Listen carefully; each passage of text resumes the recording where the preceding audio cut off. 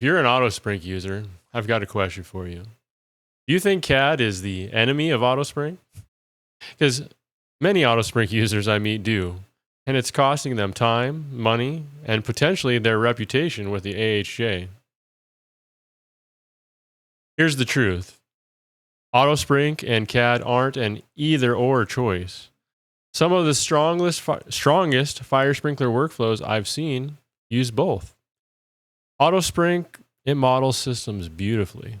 But when it comes to producing the final print, especially from a messy PDF background, that's where a CAD workflow amplifies everything you're already doing. Ever had to clean up a PDF background so your sprinkler plan is actually readable? AutoSprink can't do that. Ever had to draw a building from a site survey or a hand sketch because there's no existing drawings? AutoSprink can't do that either. Those are CAD problems, and they show up in many projects. It's exactly why I'm running a free live webinar called Fire Sprinkler Software Options in 2026.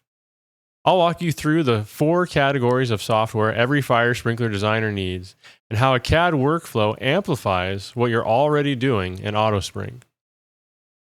Save your seat, link in the comments. It might be the hour that finally makes your AutoSprink work even faster.